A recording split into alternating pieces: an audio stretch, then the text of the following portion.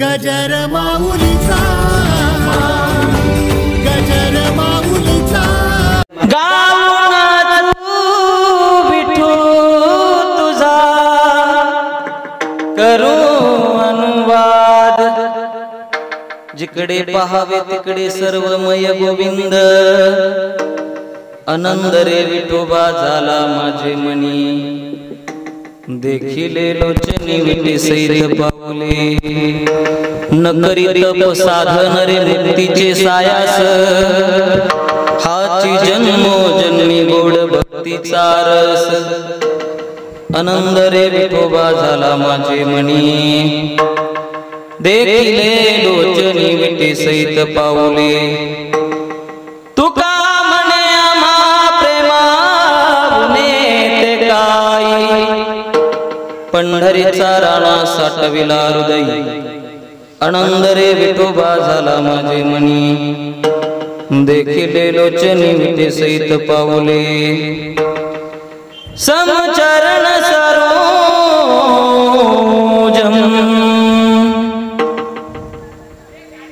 संग्रनीला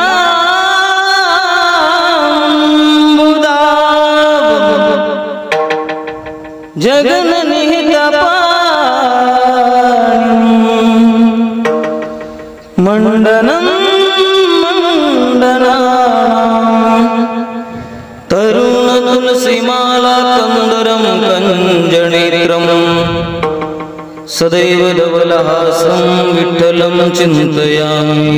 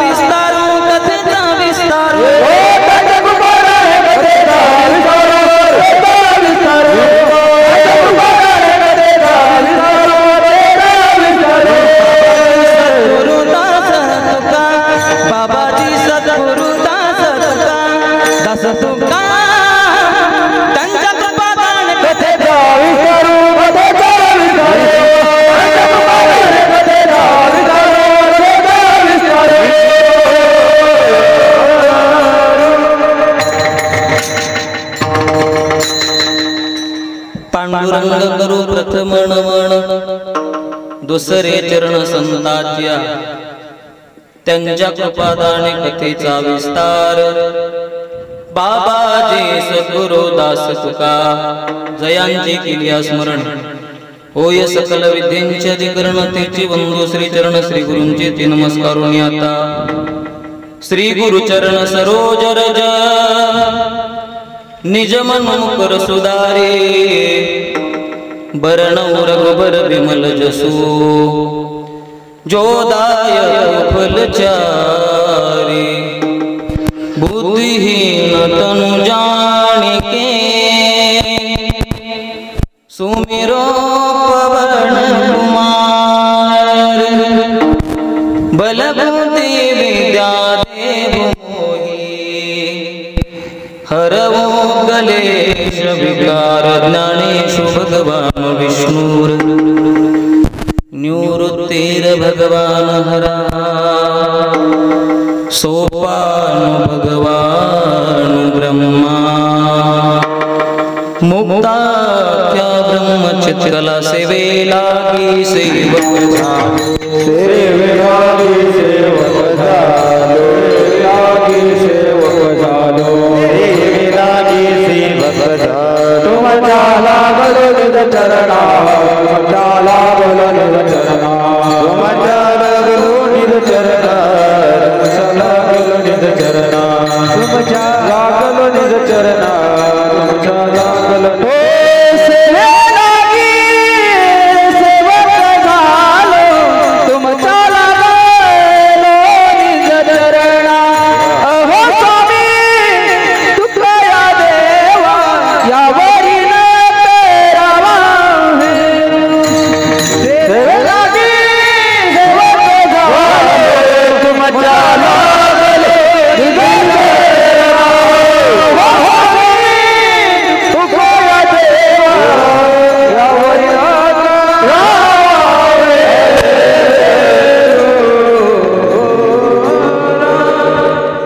सेवे लागे सेवक झालो तुमच्या लागलो निज चरणा अहो स्वामी तुकया देवा यावरी न करावा वीर श्री माऊली मेरी मात है पिता मेरो तुकाराम इन दोनों के चरणों में प्रभु मेरा कोटि कोटि प्रणाम विठला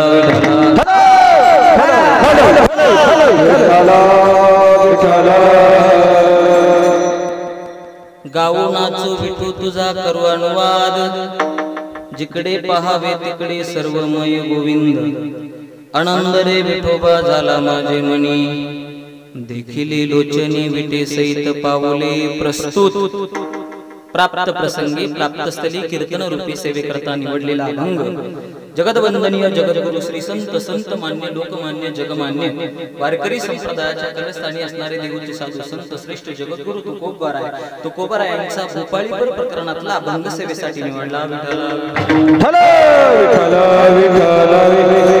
जगद्गुरु तुकोबाराय आजच्या या प्रस्तुत अभंगामध्ये भगवान परमात्म्याशी संवाद साधतायत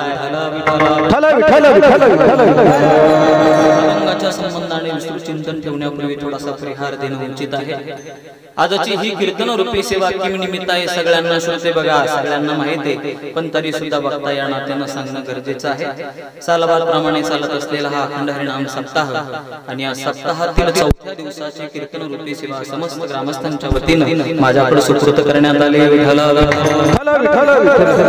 सेवे करता कीर्तना करता माझ्या सन्मुख बसलेल्या संपूर्ण माझ्या जगन्माता मुक्ताबाई प्रथमतः आपल्या सगळ्यांच्या चरणात होतो माझ्या सन्मुख बसलेले संपूर्ण राजा जनकासारखे राजा परीक्षितीसारखे आपण सगळे श्रोते मंडळी आहात आपल्याही सगळ्यांच्या चरणावरती नतमस्तक होतो कीर्तना करता माझ्या पाठीमाग ही सगळी उभी असलेली टाळकरी मंडळी अगदी उद्धवासारखी टाळ वाजवणारी विनेकरी महाराज अगदी नारदासारखे विणा वाजवणारे मृदंग वाजवण्याकरता इंद्रासारखे आणि गायनाकरता अर्जुनासारखे महाराज अत्यंत गोड आणि श्रीमंत असलेली आजच्या कीर्तनातली सभा आहे विठला विठला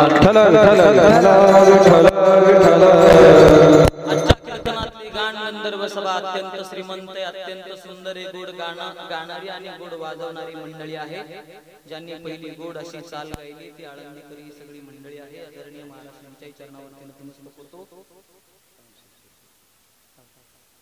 तसेच आदरणीय ज्यांनी गोड अशी साथ संगत केली ही गोड आळंदीची मंडळी तर माऊलींचा प्रसाद घेऊन आपल्या या छोट्याशा गावामध्ये या ठिकाणी उपस्थित आहे गेले 8 दिवस आपल्या या सप्ताहाकरता लागतायत त्या दोघेही महाराष्ट्रांच्या चरणावरती नतमस्तक होतो आदरणीय महाराष्ट्र असतील ही सगळी गोड गाणारी मंडळी महाराज मला काही सगळ्यांची नावं सुपरिचित नाही बरं का त्याचं कारण असं आहे माझं हे पहिलं मुळे या भागात ज्याच्या मृदंग सेवेसाठी मृदंग आविष्कार आदरणीय महाराष्ट्रांच्या चरणावरती नतमस्तक होतो आमच्या जगन्माता मुक्ताबाई एवढं वय झालंय पण तरीही तुलस घेऊन या ठिकाणी उभे हात आपल्या चरणावरती नतमस्तक होतो गोड असलेली ही बाल काळकरी मंडळी आहे अत्यंत सुंदर नाचतात आमच्या जगन्माता मुक्ताबाई बघा ना किती जणी आहे गोड वातावरण आहे गोड पवित्र सुंदर आपलं नियोजन आहे बरं का अत्यंत गोड असलेली साऊंड सिस्टीम आहे साऊंड सिस्टीम वाले दादांचा सुद्धा मनस्वी धन्यवाद आभार व्यक्त करतो अत्यंत गोड नियोजन फक्त आपल्याला स्टेज आवडलं नाही या स्टेजमुळे इतरांना त्रास होतो पण या सगळ्यांपेक्षा साऊंड सिस्टीम वाल्या दादांना जास्त त्रास हे हल्लं का हे जमत नाही मॉनिटर फार जवळ असतात आणि याला हात लावला का लगेच शेती वाजते ते हल्लं की धरावं लागतं 2 वेळेला खाली पडतात आणि मला जास्त आनंद घेता आला खरं तर कार्यकर्त्यांनी सांगितलं महाराज लई नाचून गाजून कीर्तन झालं पाहिजे म्हणून इथं आल्यानंतर परत अभंगाची थोडीशी वेगळी निवड केली आणि असाच अभंग निवडावा का जेणेकरून त्या अभंगामध्ये आनंदच आनंद असावा आणि आपल्या समोर या अभंगातून आनंद द्विगुणित करावा म्हणून या निमित्तानं आजचा हा जगद्गुरु तुकोबारायांचा भोपाळीपर प्रकरणातला अभंग निवडला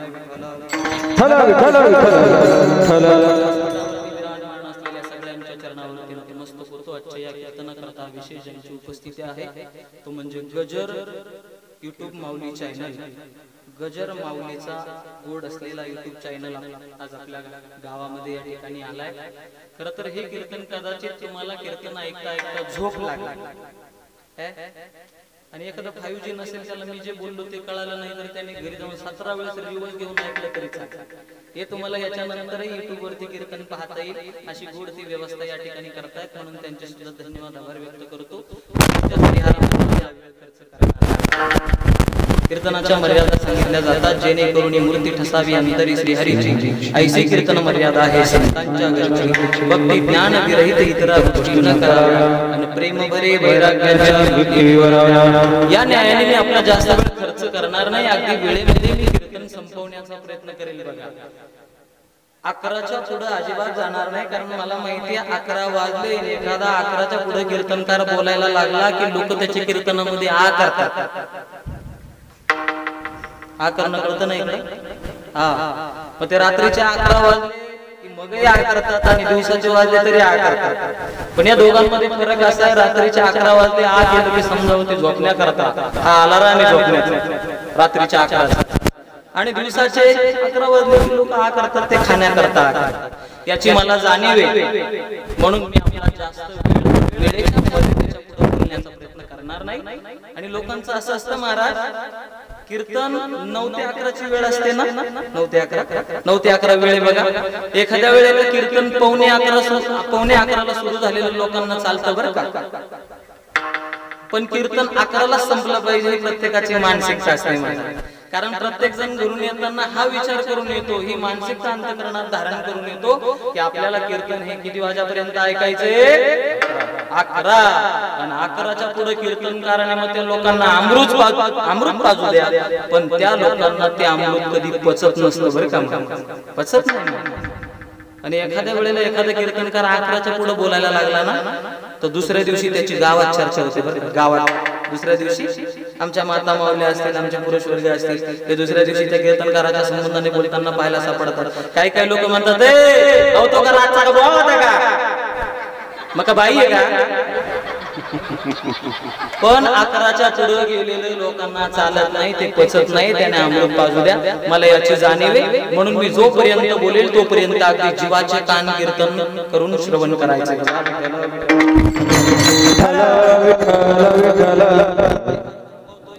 संबंधाने बोलण्याचा प्रयत्न करतो. बघा जगद्गुरु तुकोबरायांचा भूपाळी प्रकरणातला हा अभंग अत्यंत गोड अभंग. जगद्गुरु तुकोबरायांच्या या प्रस्तुत अभंगातून भगवान परमात्म्याशी संवाद साधताय. काय करताय, संवाद.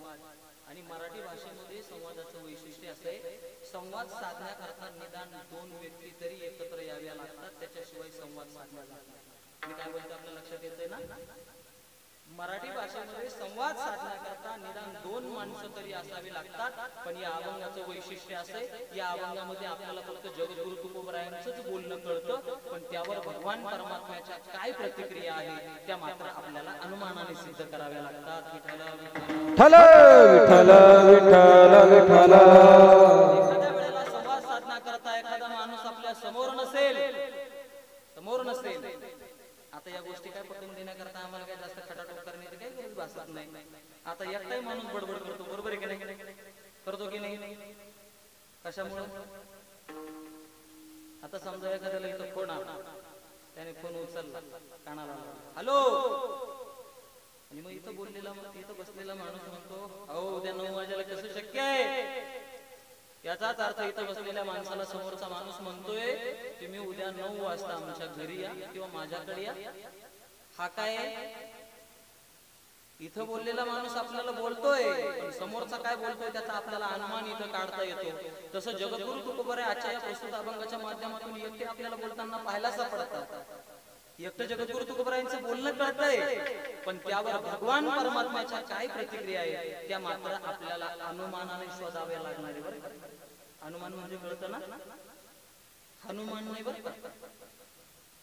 तसे रामायणातले हनुमान हे अनुमानच होते. मी काय बोलतो आपल्या लक्षात येतं ना, रामायणातले हनुमान हे अनुमानच होते, कारण राम प्रभू हनुमंताकडून पहिल्यांदा अनुमान काढायचे आणि मग पुढचा प्रवास करायचा.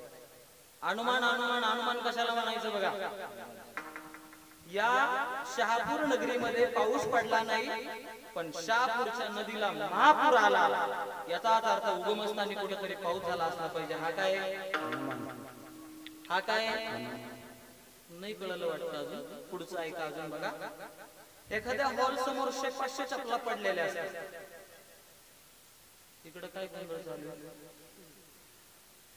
एखाद्या हॉल समोर 500 चपला पडलेल्या असतील याचाच अर्थ त्या हॉल मध्ये काहीतरी काय कार्यक्रम मीटिंग चालू किंवा 5-50 महिला मंडळ एकत्र येऊन एखाद्या ठिकाणी रडण्याचा कार्यक्रम चालू आहे याचाच अर्थ तिथे बऱ्यापैकी कोणीतरी गेला असेल. हा काय महिला मंडळाने आपल्याला एक प्रश्न विचारतो बघा, बस मध्ये बसण्याकरता किती सीटांना जागा असते? एकूण किती सीट बस मध्ये बसले जातात? बोला बोला. तुम्हाला काय विचारलं? कारण सरकारने तुम्हाला फ्री दिली 40. काय स्कूल बस आहे का? बघू तुम्ही गबासा माग येतो. माझं कीर्तन झालं का तुम्हाला मी माझ्या पैशानं चॉकलेट देईल, पण माझं कीर्तन बस मध्ये बसण्याकरता किती सीटांना जागा असते?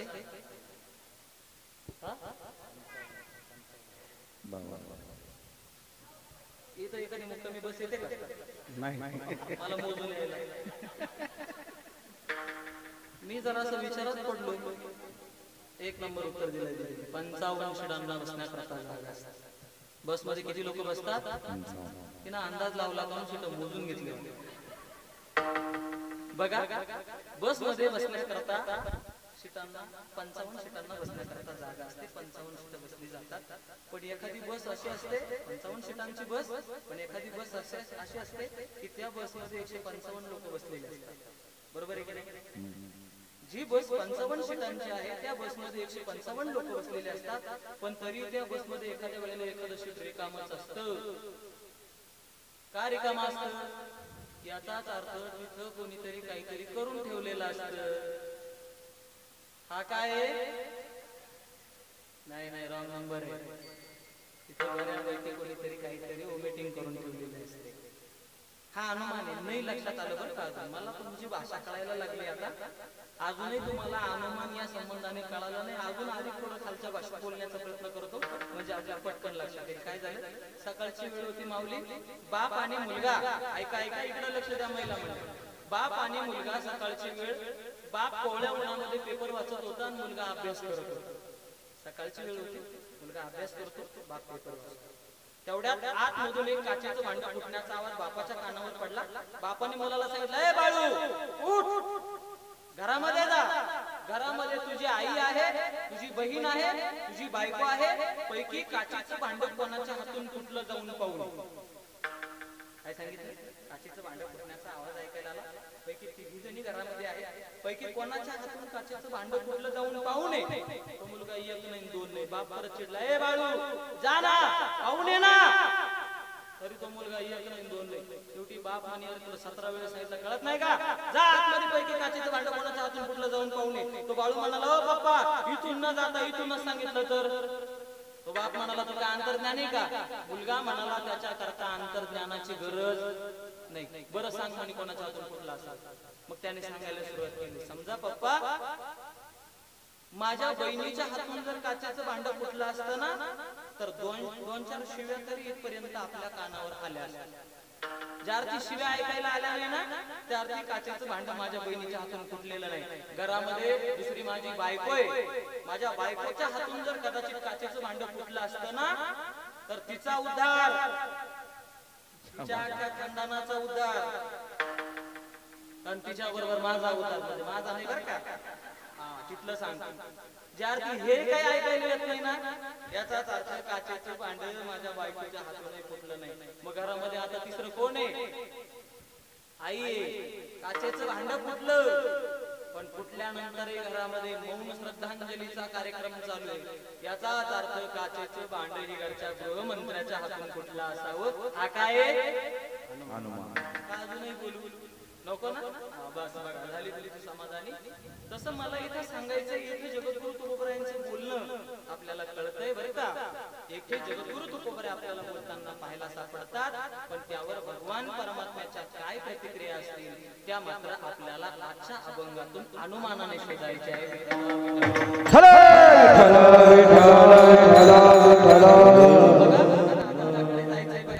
जगद्गुरु तुकोबराय म्हणजे सामान्य नाही. जगद्गुरु तुकोबरायांचं जीवन म्हणजे परमार्थमय जीवन होतं महाराज.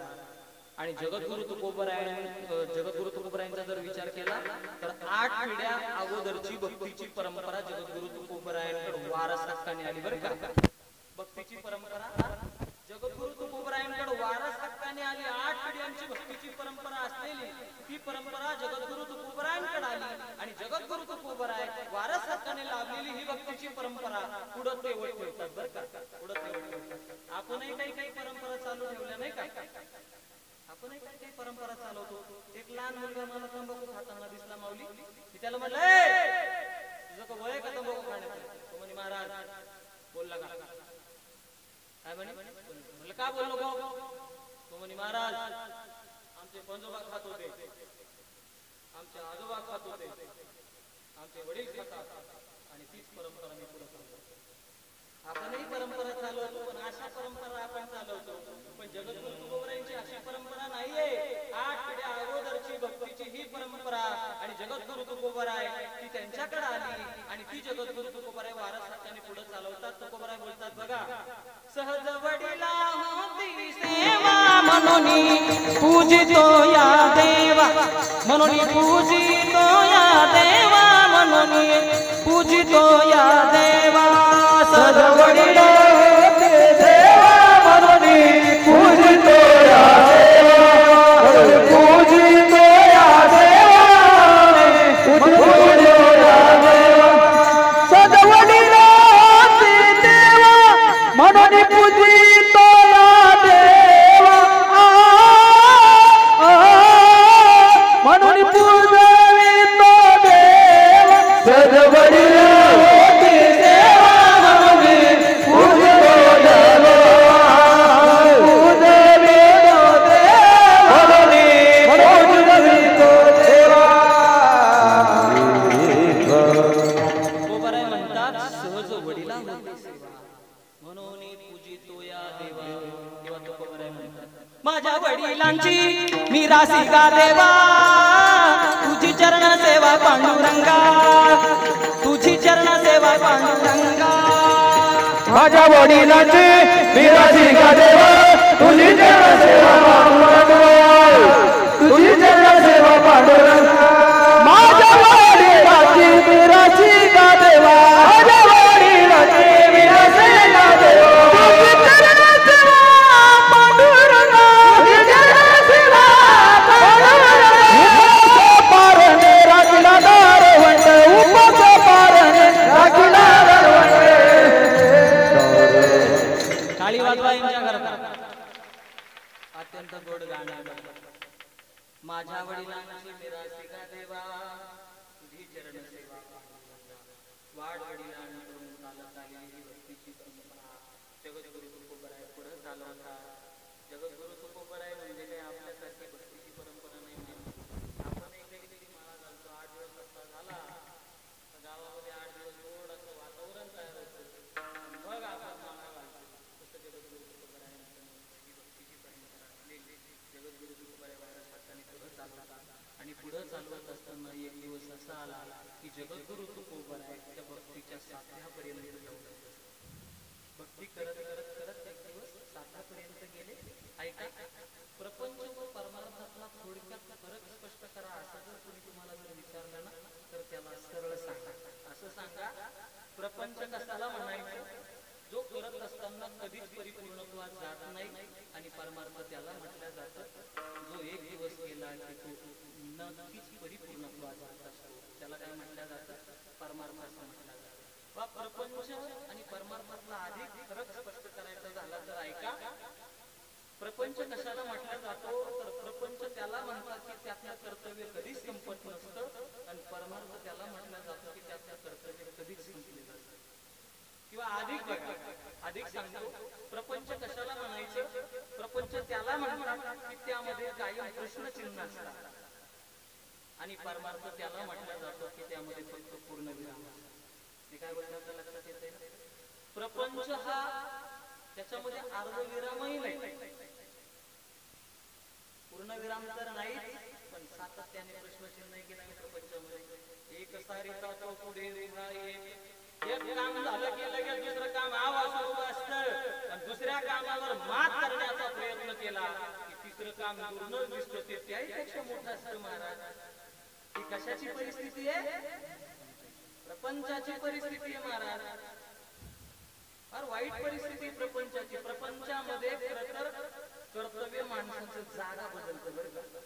मी काय म्हणतो आपल्या लक्षात येतं ना, प्रपंचामध्ये कधीच कर्तव्य परिपूर्णत्वात जात नाही महाराज. कधीच जात उलट ते जागा बदलतं. जागा नाही बघा तुम्ही, मुलगा होत नाही कायम प्रश्नचिन्ह नाही. मुलगा होत नाही झाला मुलगा.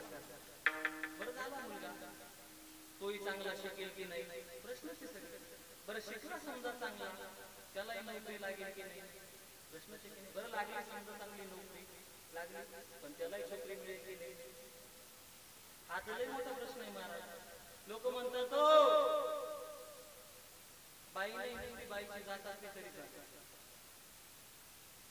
बायको मिळेल की नाही हा सुद्धा प्रश्न आहे. समजा मिळाली बायको झालं, पण लग्न झाल्यानंतरही तो आई बापाचा सांभाळ करेल की नाही हा काय हा सुद्धा एक प्रश्नच आहे महाराज प्रपंचाचा. कारण त्रेतायुगामधला असं आहे, त्रेतायुगामध्ये रामायणाचा तरी विचार करा. त्रेतायुगामध्ये राजा दशरथाच्या आज्ञेवरून रामप्रभू 14 वर्ष वनवासाला गेलेल्याची उल्लेख. मी काय बोलतो आपल्या लक्षात येतं ना, राजा दशरथाच्या आज्ञेवरून 14 वर्ष रामप्रभू वनवासाला गेलेल्याचे उल्लेख आहे. पण आता त्याच्या उलट आहे. बरेच दशरथ रामाच्या आज्ञेनं वृद्धाश्रमाची वाट धरण्याकरता तयार आहे ना. काय बोलतो आपल्या लक्षात येतं ना. असं काही समजू नका काही या कलियुगातला राम जोशी म्हणजे मुलगा जोशी असं समजू नका. बरेच बाबा मला बोलताना पाहायला सापडतात, महाराज आमच्या बाळूनं आम्हाला घरातून लाथा मारून बाहेर काढून दिलं असा म्हणणारा समाज आम्हाला दररोज भेटतो महाराज. पण ऐका, त्यात तुमचा मुलगा दोषी नाहीये. जरा उलटा बोलणारा कीर्तनकार. लोक फक्त किंवा बाप फक्त मुलाला दोषी ठरवतो, पण ऐका त्यात 1% सुद्धा मुलगा दोषी नाही, बाप त्याला कारण. काय कारण? ज्या योग्य वयामध्ये जे संस्कार द्यायला पाहिजे ते कुठेतरी देण्याकरता आपण कमी पडतो. म्हणून आपल्यावरती ही परिस्थिती उडवलेली आपल्याला पाहायला सापडते. एक वाक्य फार महत्वाचं सांगून द्यायला ऐका. माझ्या कीर्तनातून ऐका, माझ्या कीर्तनातून अख्खं कीर्तन नाही नेलं तरी चालेल, पण माझं एवढं एक वाक्य घेऊन जा. संस्कार हा बालकाचा हक्क आहे, तर ते पालकाचं कर्तव्य. वाक्य डबल सांगतो, संस्कार हा बालकाचा हक्क आहे, तर ते पालकाचं कर्तव्य. आणि जर त्या संस्कार रूपी हक्कापासून तुम्ही जर तुमच्या मुलाला वंचित ठेवाल ना, तर तो मुलगा एक दिवस वारस हक्कालाच हक्क मानेल आणि वारस हक्क मिळवण्याकरता बापाच्या कंबडक्यात सुद्धा लाभ घालायला मागे पुढे पाहणार नाही. म्हणून बापाचं कर्तव्य योग्य वेळी योग्य संस्काराच्या दालनामध्ये आपल्या मुलाला ठेवणं. काळाची पावलं फार वाईट दिशेने चालताय महाराज. लय चुकीच्या दिशेने जाताना आपल्याला पाहायला दिसताय. ही लहान मुलं आहे ना, ही लहान मुलं ही इकडे येणं फार गरजेचे. प्रत्येक बापाला आपलं भविष्य सुरळीतपणे पार पाडावं असं वाटत असेल ना, त्यांनी आपल्या मुलांना इकडे भरती करा, इकडे कीर्तनामध्ये पाठवा. मी या मुलांना एक प्रश्न विचारतो बघा. ऐका मुलांना, तुम्ही इकडेच ना सगळे, तुम्ही आले का तुमच्या घरच्यांनी तुम्हाला पाठवलं? बघा आताही हेच सांगताय मुलं, आम्ही आलो. अजूनही बापांना कळतं नाही का आमच्या मुलांनी इथं घेऊन टाळ घेऊन उभं राहावं म्हणून. बरोबर, मुलं स्वतः तोंडानं सांगतात आम्ही आलो इथं, पण बाबाला व आईला असं वाटत नाही महाराज की आमच्या मुलाने कीर्तनामध्ये टाळ घेऊन नाही पाठवा. जर तुम्हाला असं वाटत नसेल ना, तर तुमचं भविष्य, तुमचं पुढील भविष्य कसं घडेल हे मला सांगता येणार. आपलं भविष्य सुरळीत पार पाडावं असं वाटतं ना, आपल्या मुलांना संस्काराच्या दालनामध्ये ठेवा. आणि या जगाच्या पाठीवर योग्य संस्काराचं दालन जर कुठलं असेल तर तो फक्त वारकरी संप्रदायावर लागणार. फक्त वारकरी संप्रदाय. त्याच्या पुढे सांगतो ऐका, तुमच्या मुलाला इकडे पाठवा, एकच दिवस पाठवा. एका कीर्तनामध्ये फक्त त्याने टाळ घेऊन कीर्तनात टाळ वाजवला. वाक्य डबल सांगतो, तुमचा मुलगा इकडे आला एका कीर्तनात उभा राहून जर टाळ वाजवला ना, तर तो मुलगा या नारळाच्या गादीवरून सांगतो कधीच त्याच्या आई बापाला. म्हणून आपल्या मुलांनी इकडे आलं पाहिजे. पोरांची इच्छा असते पण आई बाप पोरांना इकडे पाठवत नाही. मग तुम्ही त्यांच्याकडून काय अपेक्षा करता? मला तुम्ही त्यांच्याकडून आपला सांभाळ करावा ही अपेक्षा जर करत असाल तर तुमचं सुद्धा काहीतरी कर्तव्य आहे की तुम्ही सुद्धा मुलांना योग्य वेळी योग्य संस्काराच्या दालनामध्ये पाठवलं पाहिजे. लोक बघा ना महाराज, एक सांगू काय रे चौकदार, हॅलो चौकदार इकडे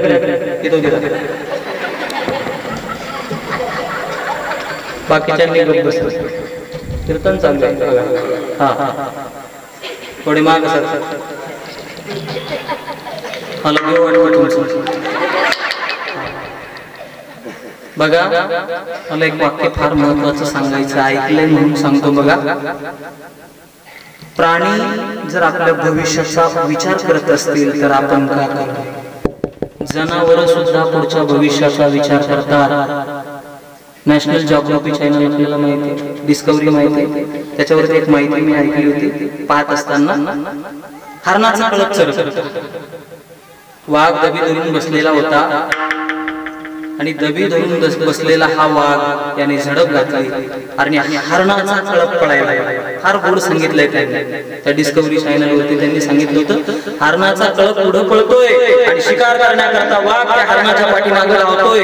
आता मला सांगा, तो वाघ त्या कळपातल्या कुठल्याही हरणाला सहजपणे पकडू शकतो की नाही? पण तिथं असं सांगितलं गेलं होतं तो वाघ कधीच पुढच्या हरणाला पकडत नाही. कधीच तो पुढच्या हरणाला सहजपणे पकडू शकतो पण तो त्या कळपातल्या पुढच्या हरणाला कधीच पकडत नाही. सगळ्यात पाठीमागे जे हरिण पळत असतं ना त्याला पकडतं. आणि त्यांनी त्याचं कारण सांगितलंय, ते प्राणी भविष्याचा विचार करतात. तो वाघ सुद्धा भविष्याचा विचार करतो. यदा कदाचित मी जर सगळ्यात पुढच्या हरणाला जर पकडलं ना, सगळ्यात पुढच्या हरणाला जर पकडलं ना तर माझ्या करता, माझ्या परिवाराकरता पुढील काळामध्ये सक्षम बीज शिल्लक राहणार नाही. सक्षम बीज शिल्लक राहावं याच्या करता पुढच्या हरणाला पुढे पळून दिलं पाहिजे आणि आपण मागच्या हरणाची शिकार केली पाहिजे. जर प्राणी जर पुढच्या भविष्याचा विचार करत असतील तर आपण आपला का पुढील भविष्याचा विचार करू नये? आपण पुढच्या भविष्याचा विचार करून योग्य वेळी योग्य संस्काराच्या दालनामध्ये आपण आपल्या मुलांना पाठवलं पाहिजे. आणि पुढचं वाक्य आहे का, एक वाक्य आहे, आपल्या मुलाने आपल्या करता फार मोठा बंगला बांधावा याची कधी त्याच्याकडून अपेक्षा बाळगू नका. वाक्य डबल सांगतो, आपल्या मुलाने आपल्या करता फार मोठा बंगला बांधावा याची कधी अपेक्षा बाळगू नका. आपण बांधलेल्या झोपडीतून त्याने काढू नये एवढीच फक्त आपली अपेक्षा आपल्या अंतःकरणामध्ये ठेवा. आणि तेच फार गरजेचं आहे. बंगल्याची अपेक्षा मुलाकडून करू नका, मला योग्य संस्काराची अपेक्षा आपल्या मुलाकडून करा. बऱ्याच नातवांची इच्छा असते इकडे येण्याची. नातू आजोबांना म्हणतो, आजोबा मी येऊ का आज कीर्तनाला? आजोबा म्हणतोय तुझं वय झालं का कीर्तन ऐकायचं? काय म्हणतो, तुझं कवय झालं? मग तो नातू आजोबाला विचारतो, आजोबा सांगा ना कधी कीर्तन ऐकण्याकरता गेलं पाहिजे? मग तो आजोबा सांगतो, अरे बाळू, जेव्हा कानपूर लँडिंग होते ना तेव्हा कीर्तन ऐकलं पाहिजे. आणि असेच लोक असतात बरं का, काही वेळेला इथं लई गोडे मारत, लई तरुण कीर्तन श्रवणा करतात. आमच्या काही काही गावांमध्ये काही काही कीर्तन करतात, चिल्लर खुर्दा सगळा घरी असतो, फाटक्या नोटात आमच्या समोर बसलेले. मग इथं एवढे मॉनिटर एवढे स्टेरिओ लावलेले असतात. इथं कीर्तनकार काय सांगतोय त्यांना इथं ऐकायला जात नाही. पण घरामध्ये 3 नंबरच्या खोलीमध्ये सून काय बोलतोय हे मात्र त्यांना ऐकायला गेल्याशिवाय राहत नाही. मी काय बोलतो आपल्या लक्षात येतंय ना? योग्य वेळी योग्य संस्काराच्या दालनामध्ये आपल्या मुलांना पाठवा. ही मुलं आली महाराज यांच्या मनानं आली. या शहापूर गावामध्ये एवढीच मुलं नाहीये, लई मुलं आहे. पण ती बापाची इच्छा असली पाहिजे, आईची इच्छा असली पाहिजे. त्यांच्याकडून तुम्हाला काही अपेक्षा आहे ना, त्या अपेक्षा परिपूर्णत्वात जाव्या असं जर वाटत असेल तर योग्य वेळी योग्य संस्कार मुलांवरती देण्याचा प्रयत्न करा. मला जास्त विषय लांबवायचा, मला महत्वाचं सांगायचं. मी कुठून बाहेर गेलो होतो तुम्हाला आठवतं? प्रपंच आणि परमार्थ यातला फरक स्पष्ट करत होतो बघा महाराज. ऐका, प्रपंच कशाला म्हणायचं आणि परमार्थ प्रपंचामध्ये पूर्ण विराम नाही, प्रपंचामधलं कर्तव्य कधी संपत नाही, उलट ते जागा बदलत असतं. पण परमार्थ त्याला म्हटला जातो की तो एक दिवस करत असताना नक्कीच परिपूर्णत्वात जात असतो. आणि जगद्गुरु तुकोबाराय लाभलेली ही भक्तीची परंपरा वारसाने पुढे चालवत असताना, जगद्गुरु तुकोबाराय ती भक्ती करत असताना एक दिवस त्या भक्तीच्या साध्यापर्यंत जाऊन पोहोचले. आणि जाऊन पोहोचल्यानंतर जगद्गुरु तुकोबाराय पंढरीश पांडुरंग परमात्म्याच्या रावळात जातात. पंढरपुरामध्ये पंढरीश पांडुरंग परमात्म्याच्या रावळात गेले. आणि रावळात गेल्यानंतर भगवान परमात्म्याला तुकोबाराय म्हणतात, हे देवा, काम नाही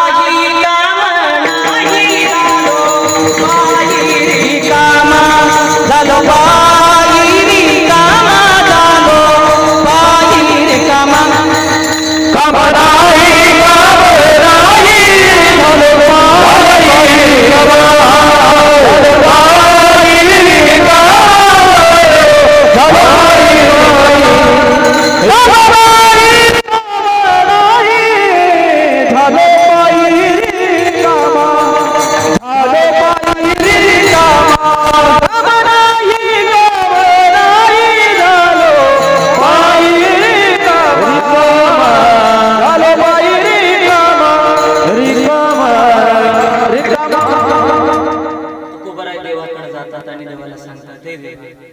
भक्तीची परंपरा लागल्यानंतर एक दिवस परमार्थ करत करत माणूस परिपूर्णत्वात जातो. तुकोबाराय देवाकडे गेले. देवाला सांगितलं, हे देवा, काम नाही झालो पायी. आता मला काहीच काम राहिलं नाही, हे फक्त परमार्थातलाच माणूस म्हणू शकतो. आणि तुकोबाराय देवाकडे गेले आणि देवाला सांगितलं, देवा, आता माझं काम संपलंय, काम नाही झालो. जगद्गुरु तुकोबारायांचं हे म्हणणं भगवान परमात्म्यानं ऐकलं. पण ऐकल्याबरोबर भगवान परमात्म्याच्या डोळ्यामध्ये अश्रू आले. भगवान परमात्मा रडायला लागले. जगद्गुरु तुकोबाराय म्हणे, देवाकडे पाहिलं, देवा तुम्ही रडतात, रडण्याचं कारण काय? त्यावेळेला भगवान परमात्मा सांगतात, तुकोबाराय, तुमच्या सारख्या संतांनी जर काम नाही असं म्हणावं तर मग आम्हाला कोण विचारणार आहे? कोण असं म्हणतोय? भगवान परमात्मा म्हणतात, तुकोबाराय, तुम्ही जर असं म्हणले ना, काम नाही तर आम्हाला कोण विचारत? तुमच्याशिवाय आम्हाला इथं दुसरं कोणी विचारत नाही. भगवान परमात्मा स्वतः म्हणतात, तुमची या भावे मज देव पण एका विसरुनी राहिला असेल. मला जर देव पण जर कोणामुळे असेल तर ते तुमच्यामुळे. आणि तुम्ही जर असं म्हटले ना, काम नाही तर आम्हाला कोण विचारणार आहे? त्यावेळेला जगद्गुरु तुकोबाराय भगवान परमात्म्याला म्हणतात, अहो देवा, तुम्ही माझ्या बोलण्याचा काहीतरी गैरसमज केला. काय गैरसमज? तुकोबाराय सांगतात, काम नाही याचा अर्थ असा आहे, देवा, माझी गरज संपलीये. पण गरज जरी संपली असली ना, पण आवड मात्र अजून माझी शिल्लक आहे. तुकोबाराय देवाला म्हणतात, तुम्ही माझ्या बोलण्याचा थोडा गैरसमज केला. काम नाही याचा अर्थ असा आहे, माझी गरज संपली. पण देवा, गरज जरी संपली ना, पण अजून माझी आवड शिल्लक आहे असं म्हणतात. आता गरज आणि आवड यामध्ये फरक काय आहे? गरज आवड शब्द सारखे वाटतात की नाही, पण यांच्यामध्ये सूक्ष्म भेद. मराठी भाषेमध्ये असे लई शब्द आहे, ते आपण एका अर्थाने उच्चारतो, पण त्यांच्यामध्ये सूक्ष्म भेद असतो. जसं खाणं, जेवणं, चरणं, झोपणं, पसरणं, भ्रष्टाचार, शिष्टाचार, अत्याचार,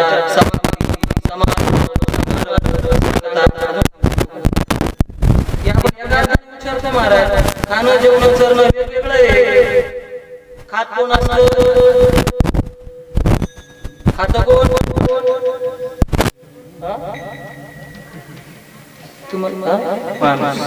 तुम्हाला मी पहिलेच सांगितलं,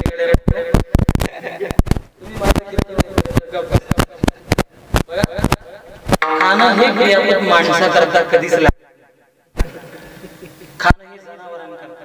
खात कोण असतं? जनावर. माणसं जेवत असतात, जनावर खातात, माणसं जेवतात. पण चरणाला हे एक वेगळंच मॉडेल भगवान परमात्म्याने निर्माण केलं. कोण चरतं? जनावर झाले नाही का खाण्यामध्ये? चरणारं वेगळंच मॉडेल आहे. कोणतं आहे? अरे बकऱ्या. माणसं जेवतात, जनावर खातात आणि बकऱ्या चरतात. भगवान परमात्म्याने एक वेगळीच मॉडेल निर्माण केले बरं का महाराज. याचं इनकमिंग आणि आउटगोइंग बरोबरच चालू असतं. ज्याच्या लक्षात येईल त्याने घ्या. हे शब्द जरी सारखे वाटत असले ना तरी ते सारखे नाही, त्यांच्यामध्ये सुद्धा भेद आहे. आपण ते एका अर्थाने विचारतो महाराज. जसं झोपणं पसरणं वेगवेगळं आहे. झोपणं कशाला म्हणायचं?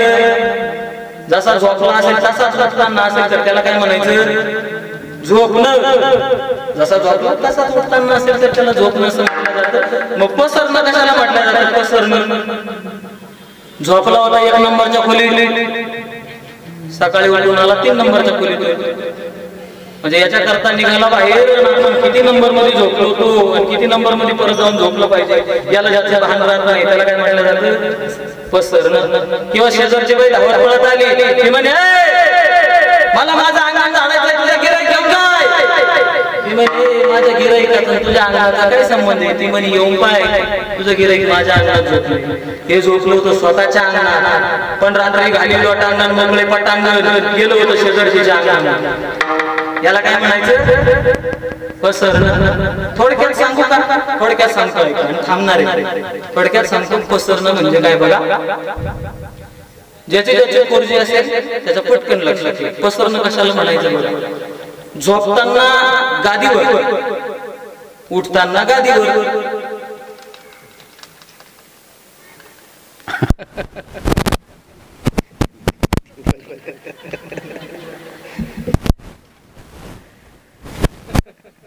पार्किंग मारली पण चिंके जरा कमी उडाल्यावर काय बॅटरी की डाऊन झाले नाही आलं. बऱ्याच लोकांच्या लक्षात नाही आलं. नाही का झोपताना गादीवर गेला होता झोपण्याकरता, संध्याकाळी झोपण्याकरता अंगणात गेला. फार गरम होत होतं म्हणून फक्त गादी घेऊन गेला, झोपला, गादीवर झोपला. मग पहाटे थंडी वाजायला, मग काही नेलं होतं का? नाही. मग झोपताना गादीवर उठतो. याला काय म्हटलं जातं? लय शब्द मराठी भाषेमध्ये, लय शब्द सांगून जाईल पण एवढा वेळ माझ्याकडे नाही महाराज. ऐका, मला पुढे जायचं, मला सांगायचंय गरज आणि आवड यामध्ये काय काय आहे. शब्द सारखे दिसतात पण त्यांच्यामध्ये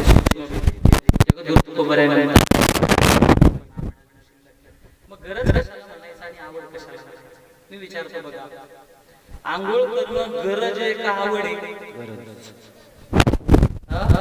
तुम्ही परत विचार करून सांगा. आंघोळ करणं बदलले बघा. हे असेच आहे, हे कधी पॅनल बदलतात ना बघा. हा आता आली परत गरज.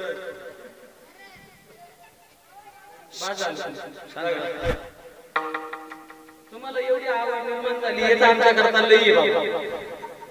ऐका, आंघोळ करणं ही गरज आहे पण पुढचं ऐका. आंघोळ करणं गरज आहे पण आंघोळ झाल्यानंतर पावडर लावणं गरज आहे का आवड आहे? हा, मग त्या आवडीला काय आचारसंहिता आहे का? 1 तासानच लावली पाहिजे,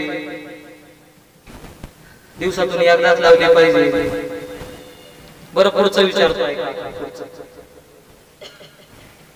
जेवण करणं गरज आहे का आवड आहे?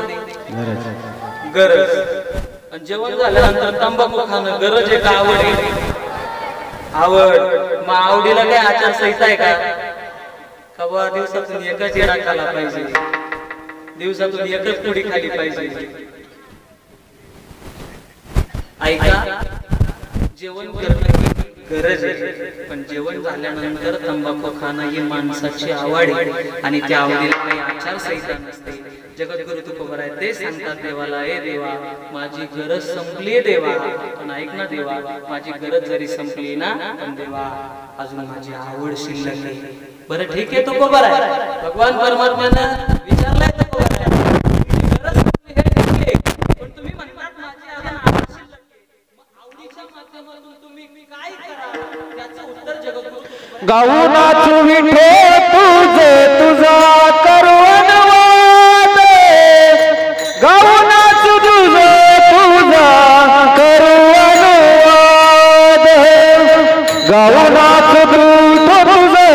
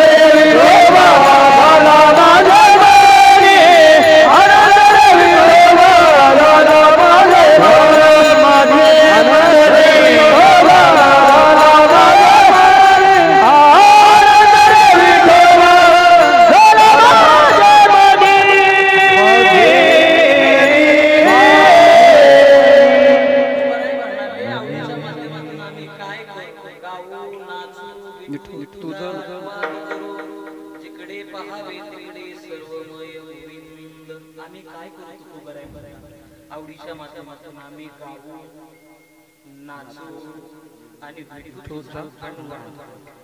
आता हे तीन वेगवेगळे संप्रदाय तीन वेगवेगळे गाऊ ही नारदीय परंपरा आहे नाचू ही हनुमतीय परंपरा आहे आणि अनुवाद करू ही गवळणींची परंपरा आहे जी वेद व्यासाने पुढे शब्दबद्ध केलेली आपल्याला पाहायला सापडते मग जगद्गुरु तुकोबर आहे म्हणताना आम्ही काय करू गाऊ आम्ही पहिले काय करू गाऊ पण ऐका ना गाऊ हे क्रियापद घडण्याकरता तीन गोष्टी एकत्रित याव्या लागतात त्याच्याशिवाय गाणं घडत गाणं कुठल्या कुठल्या तीन गोष्टी तुकोबर आहे म्हणतात बरं बघा लावणी मृदंग श्रुती टाळ घोष सेवू ब्रह्मरसावळी गाऊ हे क्रियापद घडण्याकरता लावणी मृदंग श्रुती आणि टाळ या तीन गोष्टी असाव्यात गाणं घडण्याकरता मृदंग असावा लागतो श्रुती म्हणजे वीणा असावा लागतो आणि टाळ असावी लागतो या तीनही गोष्टी गाऊ हे क्रियापद घडण्याकरता मृदंग लावणी मृदंग तुकोबरायांनी सांगितलं मृदंग लावून असला पाहिजे लावलेला कीर्तनामध्ये मृदंगच का वाजवा दुसरं वाद्य का चालत नाही त्याचं कारण असं आहे मृदंग हे सात्विक वाद्य कसं आहे सात्विक सामान्य लोकांनी नाही वाजवावं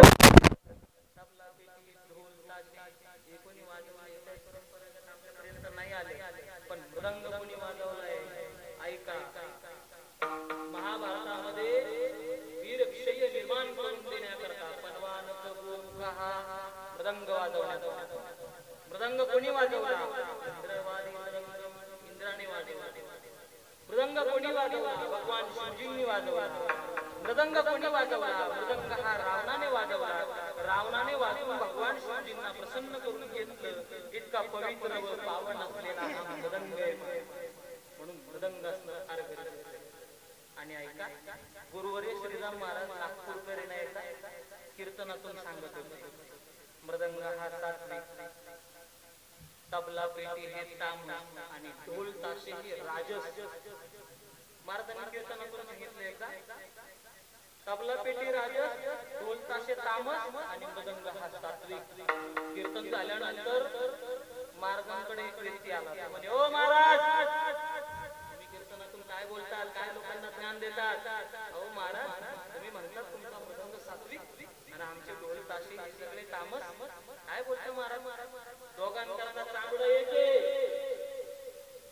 काय दोघांनाही चांबडा एक तुमचा पक्वास हा सात्विक कसा आणि आमचे ढोल ताशे जे तामस कसे त्यावेळेला महाराजांनी त्यांना लई गोड वाक्यात उत्तर दिलं महाराज म्हणे आई गड्या तुझ्या घरामध्ये तुझी आई आहे तुझी बहीण आहे आणि तुझी बायको आहे या तिघांच्याही अंगावरती चांबडं येतं तुझ्या घरामध्ये या तिघी जणी ना या तिघांच्याही अंगावरती चांबडं येतच आहे पण ते कुठं लागलेलं आहे ते फार महत्वाचं आहे त्याच्यावरून लक्षात येतं ते राजस आहे का तामस आहे का सात्विक आहे तसं गुरुवर्य श्रीराम महाराज नागपूरकरांनी सांगितलं होतं हा मृदंग का सात्विक आहे कारण तो कुठं लागलेला आहे ते फार महत्वाचं आहे तो भगवान परमात्म्याच्या नामस्मरणात मृदंग या जगाच्या सात्विक म्हणून कीर्तनामध्ये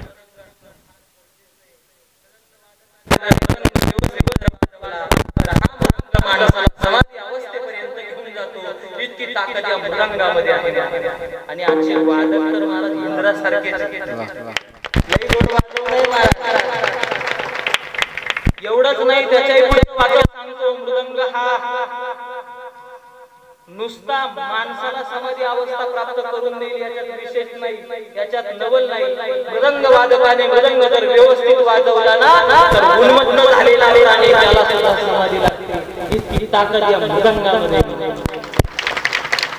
घडलेला प्रसंग डोळ्यासमोर आणून देतो आणि पुढे चालतो ऐका एका राजाला राजवाड्यामध्ये मृदंग ऐकायची इच्छा निर्माण झाली राजा होता बघा घडलेला प्रसंग आहे ऐक राजाला आज मृदंग ऐकावं अशी इच्छा निर्माण झाली म्हणून राजाने प्रधानाला सांगितलं, जा आपल्या राजवाड्यातल्या मृदंगाचार्यांना बोलवून आण, आज मला मृदंग ऐकण्याची इच्छा आहे.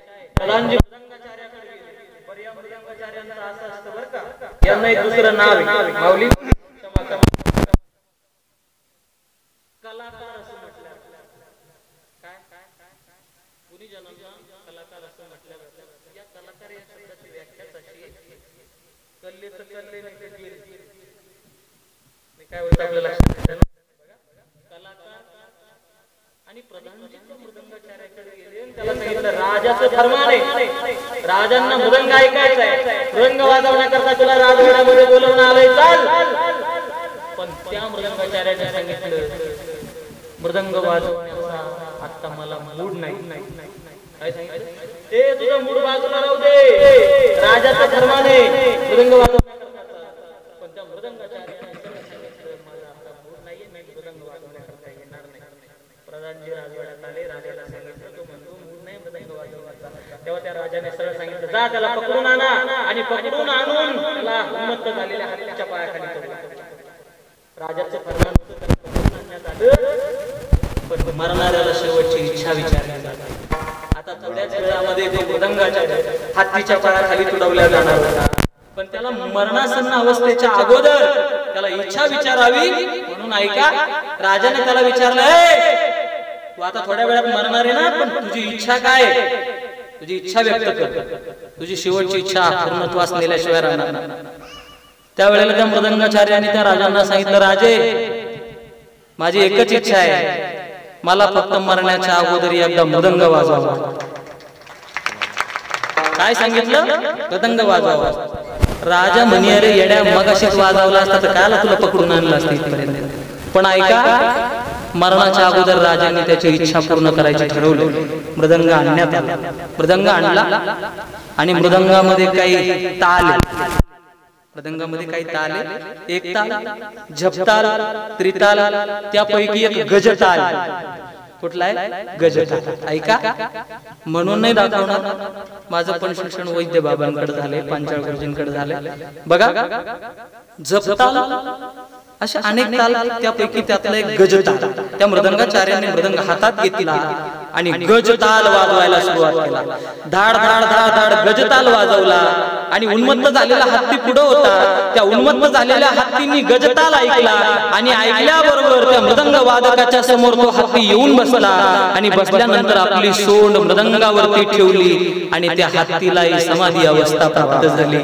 महाराज, मृदंग जर व्यवस्थित वाजवला गेला ना, तर माणसाला काय, जनावराला सुद्धा समाधी अवस्था प्राप्त होते. इतकी ताकद या मृदंगामध्ये आहे. म्हणून जगद्गुरु तुकोबराय म्हणतात, गाऊ हे क्रियापद घडण्याकरता दुसरं कुठलंही वाद्य नाही, तर लावणी मृदंग असला पाहिजे. श्रुती म्हणजे विना, फार पवित्र वाद्य. विना नाम जप यज्ञ तो परम, बाधू न शके स्नानादी कर्म. विना विना पहारा फार गरजेचा असतो. विना पहारा चालू बघा आपल्या मंदिरामध्ये. विना पहारा त्यालाच अखंड हरिनाम सप्ताह म्हटल्या जातात. आता काही काही गावांमध्ये उक्ते माणसं आणून विना पहारा करावा लागतो महाराज. त्याला काही अर्थ आहे का? नाही. स्वतः त्याच गावाने विना घेतला पाहिजे, त्याच गावकऱ्यांनी अखंड भगवान परमात्म्याचं चिंतन केलं पाहिजे. आवडे देवासी तो ऐका प्रकार, नामाचा उच्चार रात्रंदिन, रात्रंदिवस हे चालू असतं, फार गरजेचं असतं. आणि म्हणून बघा, विना फार महत्वाचा आहे. सप्ताहामध्ये, भगवत चिंतनामध्ये, कीर्तनामध्ये गाऊ हे क्रियापद घडण्याकरता विनाय. आणि तिसरं सांगितलंय टाळ, लावणी मृदंग श्रुती. टाळ, टाळ सुद्धा सामान्य नाही. टाळ वादकाने जर व्यवस्थित टाळ वाजवला तर तो टाळ माणसाला अनुहात ध्वनी नादापर्यंत घेऊन जातो. समान गुळगुळा वाजती टाळ, गुळगुळा वाजती टाळ, गुळगुळा वाजती टाळ, गुळगुळा वाजती टाळ. नादर चाळ जन जन नादर चाळ, नादर चाळ जन. उतो झाला पाहली गेला, उतो झाला पाहली गे, उतो झाला पाहली गे, उतो झाला पाहली गे. उद्भवाचा बघा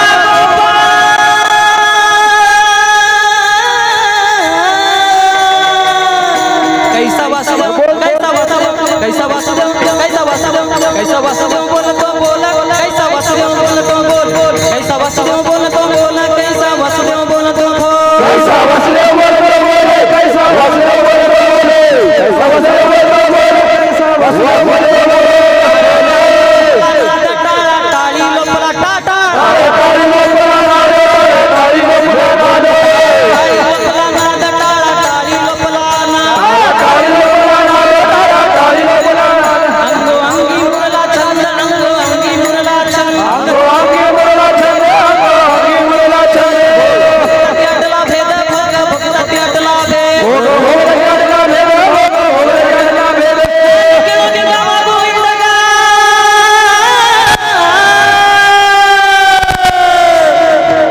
कैसा वासुदेव कैसा वासुदेव कैसा वासुदेव कैसा वासुदेव कैसा वासुदेव बोलतो बोला कैसा वासुदेव बोलतो बोल कैसा वासुदेव बोलतो बोला कैसा वासुदेव बोलतो बोल कैसा वासुदेव बोलतो बोले कैसा वासुदेव बोलतो बोले वासुदेव बोलतो बोले कैसा वासुदेव बोलतो बोले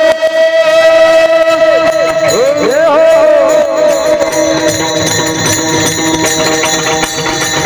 जय हो टाळी टाळी टाळी वर हा हा हा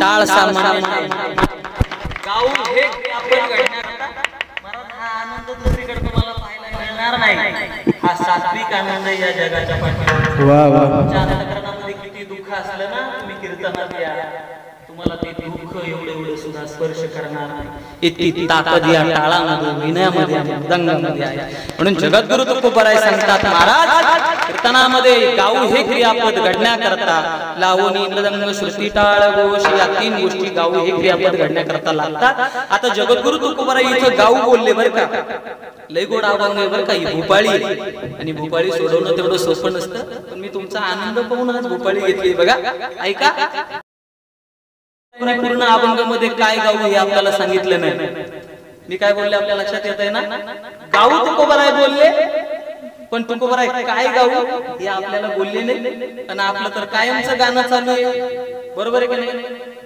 आपलं कोणतं गाणं चालू आहे संसाराचं रड गाणं चालू आहे बरोबर आहे की नाही आपण कायमच गातोय पण कुठलंही आपल्या संसाराचं रड गाणं आहे महाराज आणि या माता माऊलींचा जर विचार केला तर ह्या पण गात असतात पण यांच्या गाण्याचं वैशिष्ट्य असं आहे एक हातात सासरचं गातात माहेरचं बरोबर आहे की नाही हातात सासरचं गातात माहेरचं महाराज लय अतिशुक्ती गाणं आहे बरं का यांचं सांगू थोडक्यात मी एका कीर्तना करता गेलो होतो बरं का फेटा बांधला आणि कीर्तनाच्या दिशेने निघालो इकडे बघा कीर्तनाच्या दिशेने निघालो आणि जात असताना वाटातच एक माता माऊली जात्यावरती दळण दळत होती जात्यावर जाता माहितीये ना आता ते जाते वराटे पाटे हे सगळे गेले बरं जात हे असं त्याचं नाव जसं होतं तसंच ते झालं म्हणजे कसं झालं जात झालं नाही का ऐका जात्यावरती एक माता माऊली दळण दळत होती मी तिथून चाललो होतो ती त्या जात्यावरती दळण दळत असताना म्हणत होती ऐका काय म्हणत वाटीच्या वाट सरा दळता दळता म्हणत होती वाटीच्या वाट सरा काय पाहतो घराला सोन्याचं कुलूप आहे माझ्या भावाच्या दाराला काय म्हणत होती सोन्याचं कुलूप आहे माझ्या भावाच्या दाराला मी त्या कार्यकर्त्यांना विचारलं म्हटलं का हिचं माहेर कुठलंय ते म्हणे महाराज हेच माहेर आणि हेच सासर म्हटलं मग हिचं माहेर कुठे म्हणे या गल्लीमध्ये तिचं सासर आहे आणि याच्या पुढच्या गल्लीमध्ये तिचं माहेर आहे म्हटलं चला आपण त्या गल्लीतून जाऊ जाता जाता आज सोन्याचं कुलूप पाहून जाऊ ते म्हणे ओ महाराज नाही नाही तिकडे विठो बरोबर नाही भजन चालू आहे पहिले कीर्तन करा आणि कीर्तन झालं का मग तुम्हाला आम्ही त्या गल्लीनं त्या आळीनं तुम्हाला सोन्याचं कुलूप दाखवण्याकरता घेऊन येऊ. कीर्तन संपलं पण माझ्या मनामध्ये एकच कुमकुमी होती का आपल्याला आज एका पाकिटामध्ये 2 गोष्टी पाहण्याकरता मिळतील, सोन्याचं कुलूप सुद्धा पाहायला मिळेल. कीर्तन संपलं कार्यकर्त्यांना म्हटलं ओ चला ना तेवढं सोन्याचं कुलूप पाहण्याकरता. ते फार हातखोर होते, त्यांनी मला सांगितलं चला म्हणे महाराज. निघालो आणि गेलो त्या घरासमोर. ते घर पाहिलं, घराचं कुलूप पाहिलं आणि कुलूप पाहिल्याबरोबर पाहिलं तर ते लोखंडाचं होतं. ही काय म्हणत होती सोन्याचं कुलूप आहे माझ्या भावाच्या दाराला. लोखंडाचं दिसलं त्या कार्यकर्त्यांना म्हटलं ओ हे तर लोखंडाचं आहे. ते म्हणे नाही महाराज हे सोन्याचं आहे. म्हणलं मी एवढा येडा आहे का मला सोनं लोखंड कळत नाही का. म्हटलं काय ती तर सोन्याचं म्हणत होती महाराज तरी तिचंच बरोबर आहे. काय म्हणे तिचंच बरोबर आहे. म्हटलं कसं तिचं बरोबर आहे. त्या कार्यकर्त्यांनी सांगितलं म्हणे महाराज त्याचं असं आहे आमच्या गावामध्ये सोन्या नावाचा सावकार आहे. आमच्या गावात सोन्या नावाचा सावकार आहे. तिच्या भावानं त्या सोन्या सावकाराकडून कर्ज घेतलं होतं. त्या कर्जाची काही परतफेड झाली नाही. घर त्याचं आहे म्हणजे घर तिच्या भावाचं आहे पण या घराला सोन्या सावकाराचं कुलूप आहे म्हणून ती म्हणत होती सोन्याचं कुलूप आहे माझ्या भावाच्या दाराला. किती अतिशयोक्ती गाणं. मग हे गाव म्हणतात का जगद्गुरु तुकोबराय. आमच्या जनाबाई जात्यावर दळण दळत असताना म्हणायच्या बघा काय गाऊ अपेक्षित आहे संत महात्म्यांना. जनाबाई म्हणताय बघा काय म्हटलंय सुंदर माझे जाते फिरते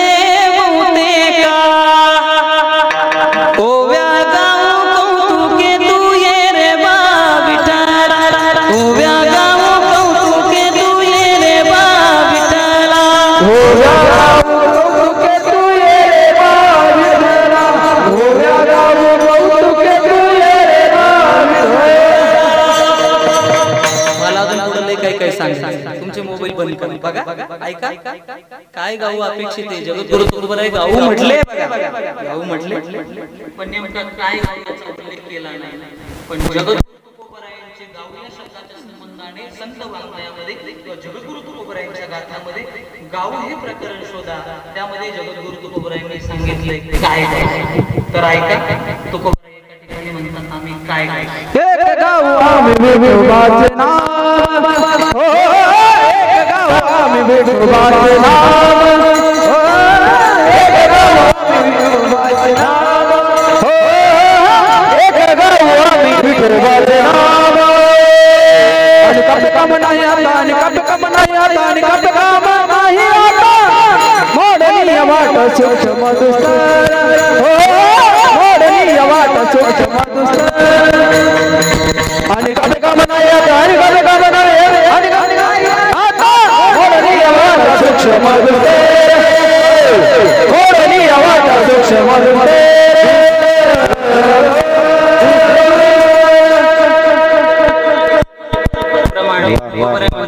काय तर एक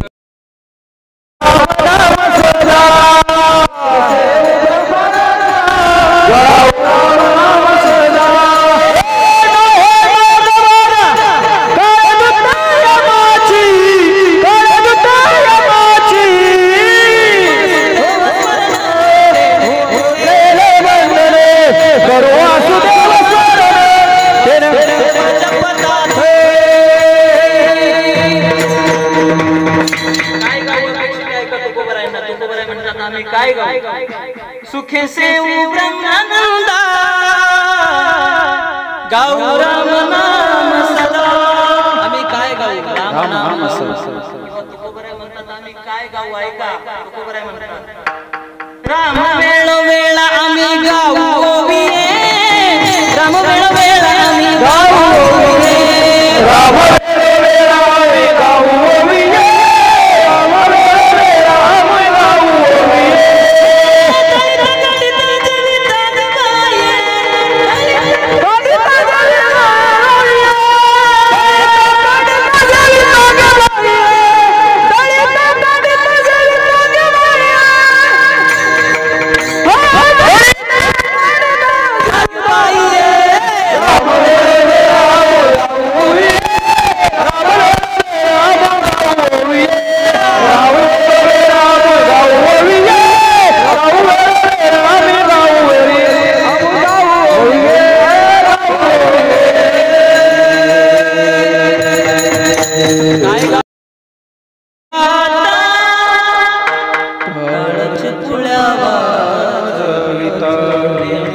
नाचत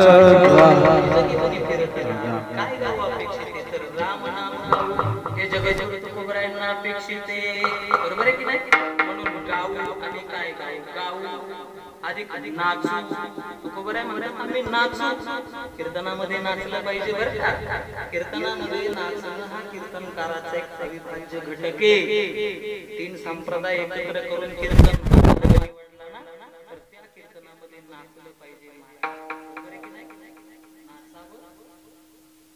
नाचू कीर्तनाचे रंगी नाचू कीर्तनाचे रंगी नाचू कीर्तनाचे रंगी नाचू कीर्तनाचे रंगी ध्यान दीपलाऊ जगी नाचू कीर्तनाचे रंगी ध्यान दीपलाऊ जगी ध्यान दीपलाऊ जगी नाचू कीर्तनाचे रंगी नाचू कीर्तनाचे रंगी नाचू कीर्तनाचे रंगी कीर्तनात जर नाचाल ना नाचू कीर्तनाचे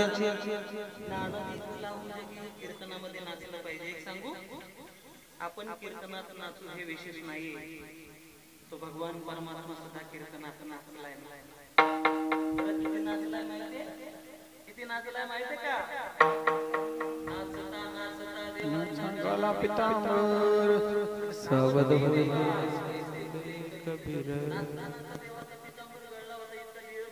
भगवान परमात्मा कीर्तनात नाचत असतील तर आपण काय कीर्तनामध्ये नाचू नाही महाराज आपण सुद्धा कीर्तनात नाचलं पाहिजे महाराज एक सांगू मीराबाई लई संकट आले लई संकट आले पण मीराबाई हरि गुण गावत नाचूंगी हरि गुण गावत नाचूंगी हरि गुण गावत नाचूंगी हरि गुण गावत नाचूंगी हरि गुण गावत नाचूंगी हरि गुण गावत नाचूंगी हरि गुण गावत नाचूंगी हरि गुण गावत नाचूंगी अपने मंदिर में बैठ बैठ कर गीता भागवत वाचूंगी अपने मंदिर में गीता भागवत नाचूंगी अपने मंदिर में बैठ बैठ कर गीता भागवत वाचूंगी अपने मंदिर में गीता भागवत नाचूंगी हरि गुण गावत नाचूंगी हरि गुण गावत हरि हरि हरि गुण गावत नाचूंगी हरि गुण गावत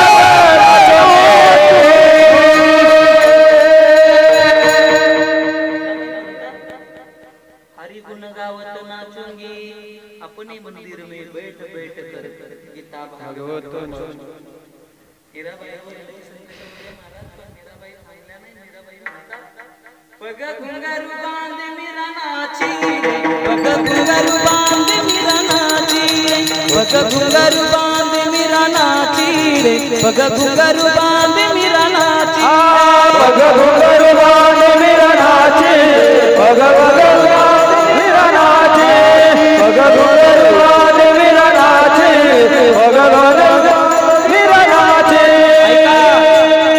इतके संकट होते महाराज मीराबाईच्या जीवनामध्ये पण मीराबाई थांबल्या नाही लोक म्हणत होते लोक कहे मीराबाई रे बाबा बाप कहे गुलनासी रे ओ विष का प्याला राजा ने भेजा विषाचा प्याला पाठवला होता मीराबाईला ऐकत नाही मीराबाई म्हणून विष देऊन संपून टाकावं हा उद्देश होता महाराज विष का प्याला राजा ने भेजा पिबत पिबत मेरा हासी पिबत पिबत मेरा हासी रे पग घुंघरू बांध मेरा नाची रे पग घुंघरू बांध मेरा नाची रे पग घुंघरू बांध मेरा नाची पग घुंघरू बांध मेरा नाची पग घुंघरू बांध मेरा नाची पग घुंघरू बांध मेरा नाची पग घुंघरू बांध मेरा नाची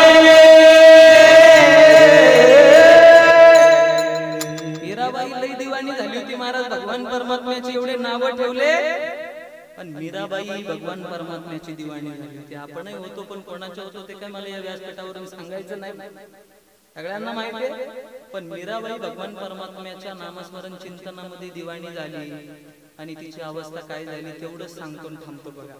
तिची अवस्था ऐका मीराबाईची. मीराबाई म्हणतात,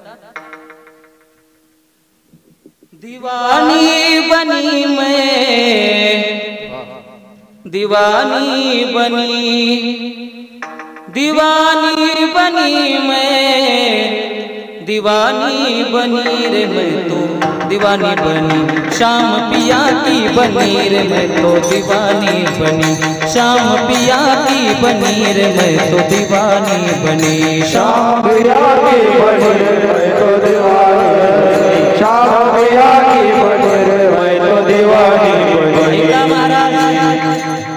मीराबाई भगवान परमात्म्याची दिवाणी झाली आणि त्या नामस्मरण चिंतनामध्ये मीराबाईची अवस्था ऐका कशी झाली.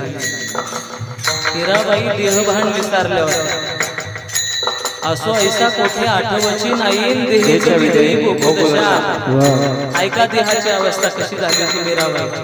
मीराबाई म्हणते, आँखों में लाली. ऐका बरं का व्यवस्थित, सगळं उलटा मेकअप झाला होता मीराबाईचा. मीराबाई म्हणते, आँखों में लाली, होठों पे काजल, आँखों में लाली. लाली मी काय बोलतोय कळतंय ना. लाली कुठे लावायची असते? डोळ्यात, होठाला. पण मीराबाई देहभान विसरली, मेकअप किट काढला आणि मेकअप किट मधून लाली काढली आणि डोळ्यात घातली. आँखों में लाली, आँखों में लाली, होठों पे काजल, होठों पे काजल, होठावर काजल लावली. हो नाक में बुगड़िया लगाते चली, नाक में बुगड़िया, कानातलं नाकात घातलं होतं मीराबाईनं. आपलं असं कधी होतं, अंधारात जरी मेकअप करायला लावला ना तरी चुकत नाही महाराज. ऐका, आँखों में लाली, होठों पे काजल, आँखों में लाली, होठों पे काजल, नाक में बुगड़िया लगाते चली, नाक में बुगड़िया लगाते चली रे मैं तो दीवानी बनी, शाम पिया की बनी रे मैं तो दीवानी बनी, शाम पिया की बनी रे मैं तो दीवानी बनी, शाम पिया की बनी मैं तो दीवानी बनी, शाम पिया की बनी मैं तो दीवानी बनी. मीराबाईची पुढील अवस्था अशी आहे. मीराबाईने परत पुढचा मेकअप करायला सुरुवात केली आणि तो मेकअप बघा कसा केला. मीराबाई म्हणतात, हातों में पैंजन, हातामध्ये पायातलं घातलं होतं.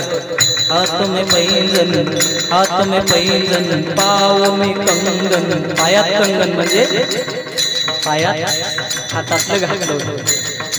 हाथों में पैंजन, पाँव में कंगन, हलद से मलबट परने चली, हलद से मलबट परने चली रे मैं तो दीवानी बनी, शाम पिया की बनी रे मैं तो दीवानी बनी, शाम पिया की बनी रे मैं तो दीवानी बनी. मी तुम्हाला म्हटलं होतं मर्यादेच्या पुढे जाणार. मी गेलोय. मर्यादा संपली. गायक लोकांचं सुद्धा म्हणणं आहे की तुम्ही ओलांडून टाकली सगळी मर्यादा, सीमेच्या पलीकडे तुम्ही गेले. आणि खरंच मी गेलोय. मला जे आनंदामध्ये कळालं नाही वेळ कुठे गेला. फक्त तुमची इच्छा होती म्हणून मला आज एवढं कळलं. नाहीतर तुम्ही माझ्या युट्यूबला कीर्तन आहे का मी मर्यादा म्हणून कधीच बोलणारा कीर्तनकार नाही.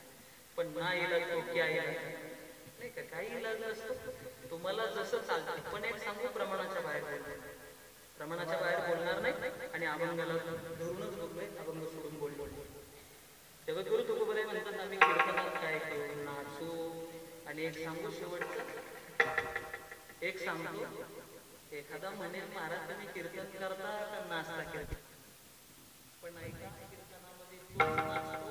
म्हणणाऱ्यांना म्हणू द्या काही, कीर्तनामध्ये तोच नाचतो तो या जगाच्या पाठीवर धन्य असतो. प्रमाण ऐका शेवटचं, धन्य जगी तोची एक, धन्य जगी तोची एक, हरी जगी नाचे, धन्य जगी तोची एक, तोची एक. रामकृष्ण वासुदेव.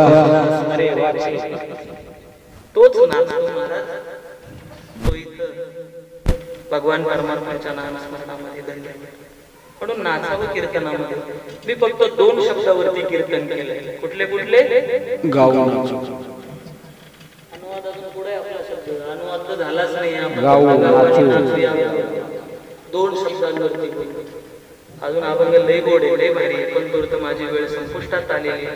जगद्गुरु तुकोबराय म्हणतात आम्ही काय गाऊ, तर काय जे संत महात्म्यांना अभिप्रेत आहे तेच आपण सगळ्यांनी एकदा गाऊ. विठोबा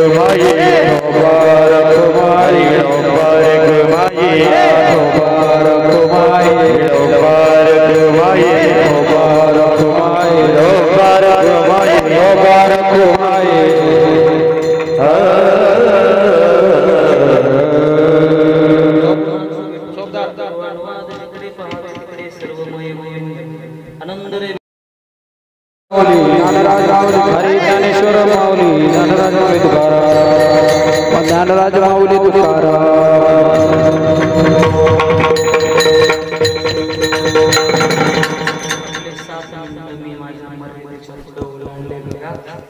कृपया आम्ही सगळ्यांची दिलगिरी व्यक्त करतो. जगद्गुरु तुकोबरायांच्या अभंगाच्या 2 शब्दाच्या संबंधाने चिंतन मांडलो गेलो.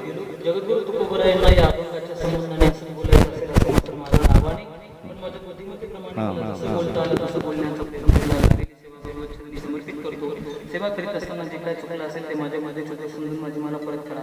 जे काय बरोबर असेल ते आचरणात आणण्याचा प्रयत्न करा. पायाच्या प्रसादे काही बोलिलो विनोदी मज क्षमा करणे संधी नवे अंगवत युक्ती नव्या उपदेश तुमचे मडवडील विशेष तुमच्या कृपेचे पोसणे जन्मोजन्मी तुका मुख खरतर अत्यंत आणि समर्पक आपल्या सगळ्यांचं नियोजन आहे. या कार्यकर्त्यांना द्यावे तेवढे धन्यवाद बडे महाराज. या एवढ्या शहरी वातावरणामध्येही आपण एवढं गोड नियोजन करतात, एवढा अभंग समाज या ठिकाणी गोळा करतात. खरं तर ही काळाची गरज आपण ओळखली, काळाची पावलं आपण ओळखतात आणि हे गोड नियोजन करतात. म्हणून पुनश्च एकदा त्या संपूर्ण कार्यकर्त्यांना धन्यवाद देतो. आणि महत्वाचं म्हणजे आपणा संपूर्ण मायबाप श्रुतवर्गांचं दर्शन जर मला पुन्हा मिळत असेल तर ते आपल्या या परिसराचं वैभव आदरणीय आमचे परम सन्मित्र योगेजी महाराज भरत अत्यंत आमचे जीवाचे जीवश्रकंठस्थ असलेले आमचे मित्र आहे. आदरणीय महाराज श्रीमुळे खरं तर मला या परिसरामध्ये येण्याचा सुयोग प्राप्त होतो आणि त्यांच्याच खालोखाल माझ्यावरती नितांत प्रेम करणारे याच गावचा वैभव असलेले आदरणीय रामदास स्वामी बाबांचा आणि माझा परिचय होता. बाबांनी खरं तर या कार्यक्रमाचे निमंत्रण ते मला बोलले होते, महाराज मी तुमचे बरेच कीर्तन ऐकले पण आजचे कीर्तन जरा वेगळं झालं पाहिजे म्हणून त्यांच्याकरता हे थोडंसं वेगळं कीर्तन आहे असं ते बोलले होते की कोणाचा नाम निर्देश करू नका, पण इथं ज्यांच्यामुळे तुमचंही मला दर्शन झालंय म्हणून नाव घेण्याचा योग येतो. खरं तर ही सगळी तरुण मंडळी येतात, एवढा मोठा सहभाग घेतात, गोड आपलं मित्र मंडळ आहे. काय काय बोलावं आपल्याबद्दल. काल तुम्ही इंदोरीकर महाराजांचं कीर्तन ऐकले आणि इंदोरीकर महाराजांनंतर मी कीर्तन करावं महाराज. मी बोललेलं तुम्हाला एवढं पटेल रुचेल एवढं मला मी पत्रिकेत जेव्हा पाहिले तेव्हा असं म्हटलं आता इंदोरीकर महाराजांनंतर आपण काय बोलावं महाराज. तो कळस आणि कळसावर कधी बांधकाम होतं का. पण तरीही मला जसं जमेल तसं करण्याचा प्रयत्न केला. मला तरी वाटतं एक कुठला तरी एक संकल्प आपण सगळ्यांनी कार्यकर्त्यांनी राबवलाय. तो काय होता. माऊली कोणासाठी. कृपया सगळ्यांना विनंती आहे इथं तुम्ही आले तेव्हा तुमचे नंबर घेतले आणि नंबर घेऊन ती चिठ्ठी काढण्यात येईल आणि चिठ्ठी काढल्यानंतर ज्यांचं नाव निघेल त्या चिठ्ठीमध्ये ज्यांचा नंबर येईल त्यांना इथं ग्रंथराज ज्ञानेश्वरी दिल्या जाणार. कृपया याची सगळ्यांनी नोंद घ्या. कीर्तन संपेल. कीर्तन संपल्यानंतर कोणी आपापली जागा सोडायची नाही. एकदा भजन करा आणि भजन झाल्यानंतर समारोप होईल. सगळ्यांनी वरती हात सरळ कडक. मी तोपर्यंत चहा घेऊन येतो.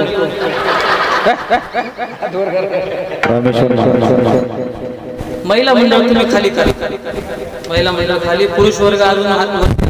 यांना का वरती हात करा बाबा. तुम्हाला मी सांगू राहिलो बघा. महिला मंडळींना का का का हात खाली करायला लावले त्याचे कारण असते. मी एका कीर्तनामध्ये म्हटलं करा सगळे हात. आमच्या माता माऊली लय भाऊक असते. हो लय भाऊ. मागचा पुढचा कुठलाच विचार केला नाही. दनादन दनादन टाळ्या वाजवल्या गेला ना सगळ्या हातातल्या बांगड्या. बरं कीर्तन झाले तुम्ही हात वर वर वर तुमच्या हात खाली थांबले. बांगड्या फुटल्या कमी होते. आणि मग आमच्या या माता माऊल्या घरी गेल्या. घरच्यांनी विचारलं ते थोडे होते जसे आले होते सुरुवातीला ते तसेच होते. ते लागलेले असायचे कायम. बघा घरी गेली आमची माता माऊली त्यांनी तिचे हात पाहिले तर हातात एकही बांगडी नव्हती. विचारला काल बांगड्या भरल्या कुठे गेलं. सांगितलं महाराजांनी वरती हात करायला लावला. तुम्ही हात वर. महाराजांनी वरती हात करायला लावला. मी भाऊ भाऊ टाळ्या वाजवायला गेली. सगळ्या बांगड्या फुटून. त्याच गावात कमी होतो. तो सकाळी बाहेर उठला पहिला शोध घेतला महाराज कुठे कोणाच्या घरी कमी. सकाळी सकाळी आला महाराज. काय झालं बोला. कीर्तनात तुम्ही टाळ्या वाजवायला लागल्या. माझ्या पत्नीच्या सगळ्या बांगड्या फुटल्या.